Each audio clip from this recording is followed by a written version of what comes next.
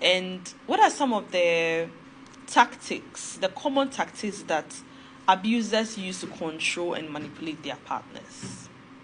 And when it comes to some of the tactics, usually is money. Okay. Yes, money. When, let's say, economic abuse, economic state, the economic status of the individual, Okay. especially the victim. If the person is not economically empowered, the other person will have upper hand to manipulate you. Right. Okay. And then and when they start the manipulation, sometimes you may not see it. There's this aspect of trauma. I'll think about it. I'll talk about it. But then they will just try to use loving words. Sometimes they pamper you with loving words. Meanwhile, they said that they are finding you at the same time biting you. Yeah. So you may not have good recognition of what is happening. Yes. But then they are doing it to you. Yes. This love bombing. Yes. Love bombing. Yes. Yes. So they just try to do all these kind of things to let you feel good. Sometimes they buy certain things for you because you cannot buy it for yourself. So when they buy it for you, feel good. If he buys a car for you, you are not working, he buys a car for you, then you feel good. Of course. So at the end of the day, he will abuse you through that. Yes. He is the one that can choose your dressing even for you. Wear this, don't wear that. So usually they use money to empower you. They use physical things to empower the individual. And then when there's power play, they can even use words.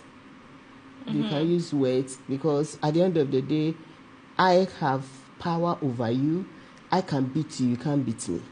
Right. I'm stronger than you, possibly. So when I hit you, you can't hit me back. And then per society, you are to bow before the man. So how will you respond? So he thinks that no matter what I do to this person, she will not respond. So I will use that against the person. So they really study their victim, and then get to know the weaknesses of the victim. So they use the weaknesses to empower them, other than their strength. So that is some of the things they do. When you were speaking, I was thinking about a few of them. I know for some abusers who are women, they tend to use crying a lot. So when things are not going their way, they start crying. It's a manipulative tactic. Yes. It's abusive. Yes. And victims need to recognize that that's what's going on, because it's a cycle. When they cry, they know they'll put you in the state where you would feel you sympathize with them. Yes. Yeah. Then you start blaming yourself for making them cry. That is a power play. It's a subtle power play, but it's a power play by itself. And then whatever it is that they want, they know that you are likely to give it to them if they are in that situation, because you want to remedy the situation. You don't want them to cry. You don't want the situation that somebody will say you are making your spouse cry. So you want to do what they want for them so that there'll be peace. It is manipulative and it's abusive. And then there's also those that try to control the things you do. So they'll start creating the impression that other people are seeing you a certain way. So you have to stop what you are doing, because if they tell you don't do this, you think that they are the ones that are telling you don't do this. So they try and do like, oh, this person is complaining that you did this or you said this and it wasn't nice. So now you start thinking, oh, if there's a third party saying it, maybe it must be true. It might be true. But you need to recognize that when every time they're coming with other people's perception about you, it is manipulative, because they know that. So that's the whole point of manipulation. I know you are likely to sway a certain way if I do this. So then I'll keep doing it so that you'll be swaying the way I want you to go. So when they keep coming to tell you that third parties are saying certain things about you, then they know that you will stop or probably do something that they want you to do. that is also abusive and manipulative. So, for instance, they can tell you, don't put certain pictures on social media because other people are saying this, or don't put certain posts on social media, don't write certain things on social media because other people are saying this, don't wear certain things, don't go to certain places because Adjoa said they saw you here at this point and they were thinking, hey, married person dear, why should you be here? It's as if they are saying, oh, I'm your spouse, I don't have a problem, but other people have a problem, so can we not do that? Be careful of those things. That's also another tactic. Then that tactic is always about other people, even though there are people who will go to your spouse and tell them that they should tell you to do something. Those people are also enablers of abuse because they are using your spouse to abuse you. So be careful of that. Another tactic is when they try the gaslighting, when they try to make you feel bad all the time or to question your sanity about a situation. That's also another tactic that they use. Then there's the silent treatment. When they know that if they don't speak to you, you will feel stressed. You feel stressed out. You feel anxious. You can't sleep. You are not comfortable. That is also another tactic of abuse that they use. And we could go. And sometimes it will surprise you that they will even threaten to cause suicide, to kill themselves. Yes. If you don't do this for me, because of this, I'm going to kill myself. Yes. And lots of them. Yes. So when they do that, then you, the victim, now feels that you are the abuser because your partner says, I'm going to kill myself because of what you are doing. Meanwhile, he is the one abusing you. Yes. Okay. So we have to be very careful about that one too. Yes. And then there are those who also cry foul all the time. So they're the first to always say, hey, speak to this person. If she doesn't do things this way, I'm going to do this. You need to be careful of those people too. That is also another form of abuse. And this is very, very terrible. I think earlier you wanted to talk about trauma bonding. Yes. What is trauma bonding? Yes. So let's talk about trauma bonding. So when you talk about trauma bonding, it is the state in which the abuser or the victim actually gets too close emotionally to the abuser, such that she cannot detach herself from the abuser. Right. So that is when we have stages. That's where you get the gaslighting. Okay. Then there's the stage of love booming. Yes. Okay. Then you come to the criticism stage, and it goes on about 7 stages. So when there is trauma bonding, the victim cannot detach herself no matter what she's going through. She feels, yes, I feel I'm being abused, but there's the other part of it that keeps me in the relationship. And what can it be? Probably the person makes you feel guilty that you are the offender by his words or her words, and then by his deeds.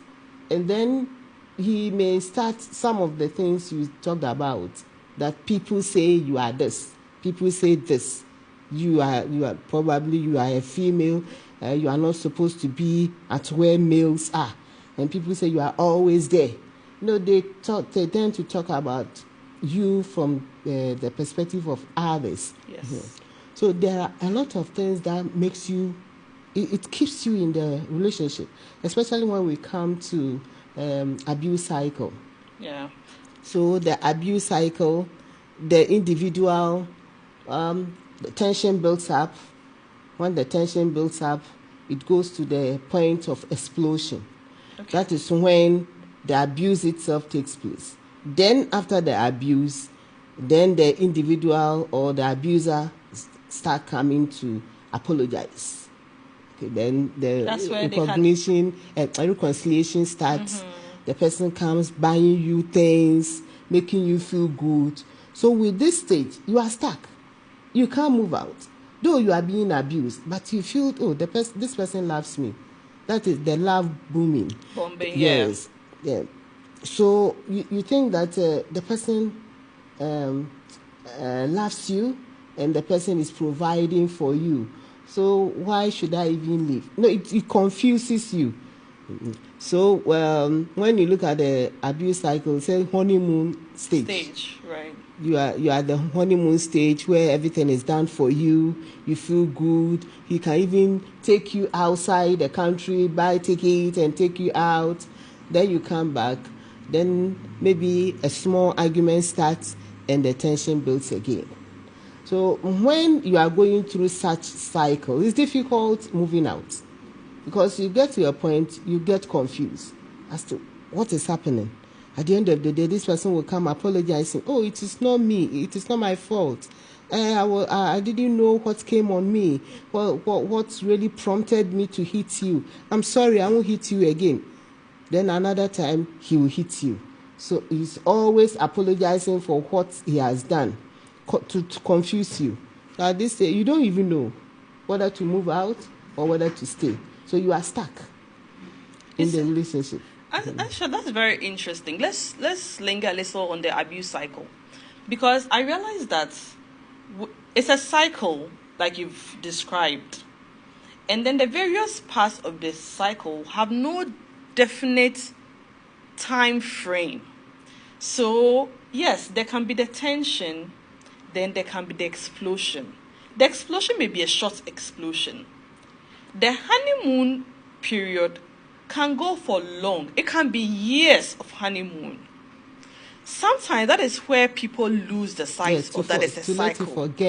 They think that, oh, because it's been a year of, in quotes, good behavior, the cycle has ended.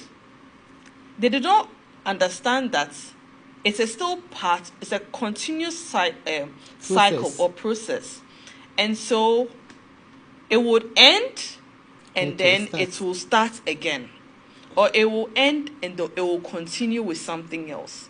So when you have a honeymoon stage that has gone on for, let's say, a year or several months, and now you, the victim, you're feeling comfortable and more relaxed and thinking that, oh, he has changed or she has changed, then something else comes. That is where the confusion is. So you start thinking, did I do something? He had changed. So if he has changed and then something has happened, did I do something to trigger a past behavior? You are refusing to recognize the fact that, no, it is a cycle. He's just continuing with the cycle. Sometimes too, the honeymoon period, there's the expectation of reconciliation.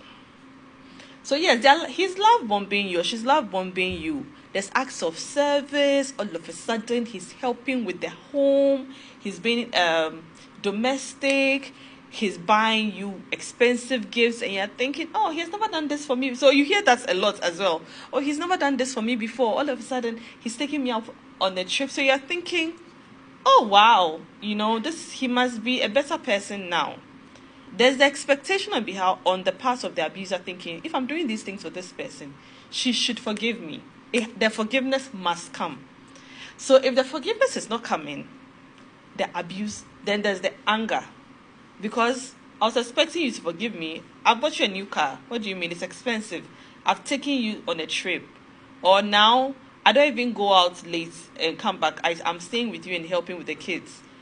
So you must forgive me. So if that forgiveness is not coming, there's anger. The abuse is good. The cycle is continuing. So let's just talk a little bit about that part. Like, how long does the various stages of the abuse cycle take? How long should it take? Am I right in thinking that no, there's no specific time, or there should be some duration? Actually, there's no specific time. It depends on the individual. And usually it's not all about even forgiveness. It may be the person's nature. Okay. And so sometimes you talk about personality as part of it. Okay. The person's the personality disorder can let somebody be an Abusive. abuser. Okay, very abusive. So it is not all about timing, and it's not all about specifically forgive me and you are not forgiving me. It's the person's nature. So you may be even in the honeymoon and the tension may start. It is triggered by just something small, a small mistake. Then the person starts arguing and it goes on Aggressive. and on, and then it gets to the tension stage.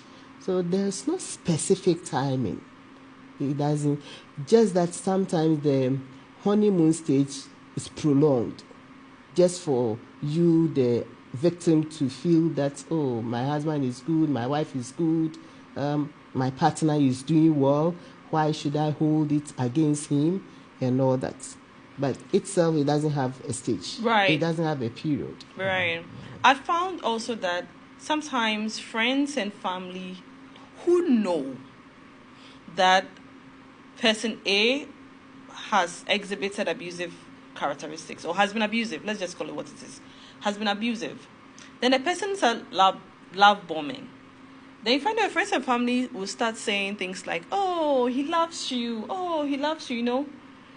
The definition of love becomes distorted.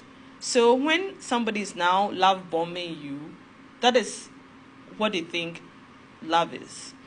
And so now that the victim starts questioning themselves that, oh, maybe they are right. Maybe I shouldn't. Then those even start telling you that you are doing too much, or you are being difficult. You're being difficult. You don't want to reconcile. You're being difficult. Look, he's doing his best. He's doing everything. But you're being difficult. I think that puts a lot of pressure sometimes on the victims. Don't you think so? It puts a lot of pressure on victims, and they're still going through the abusive cycle. So it puts a lot of pressure on them to reconcile or to appear to be reconciling, only for them to fall prey. Because the abusers, when they find that they've gotten you where they need you, then they go back to doing what they are doing. They used to do. Don't you think that that happens? Oh yes, that puts pressure on the victim so much, because she's forced to live according to societal clock. Yes. The society wants me to do this, wants me to do that, and they are not seeing what my partner is doing. They don't know what he does in our closet. Okay? Yeah. But then outwardly, he portrayed to be the best of the best partner so far. Yeah. So the society will start blaming you, the victim. Yes. That you are the cause. Then it may not be so. Okay. Right. So usually victims suffer a lot. Okay. Until society is ready to listen to them and then believe what they are saying, they will continue to suffer. Right. So let's talk about isolation, guilt, shame as part of the abuse cycle. Because this is where family and friends also suffer this. Initially, family and friends become enablers of the abuse. They are the ones that abusers will run to and say, oh, help me beg. Oh, yes, I admit I did something wrong. I'm trying to make up. They show all the fancy things so that family and friends will be on their side and help them, thereby enabling them to do the abuse.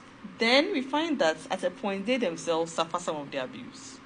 So the abuser starts isolating the victim from their family, from their friends. Let's talk about that. Why is there the need to do that? Why does the abuser feel the need to isolate you, guilt trip you, and things like that? Yes. You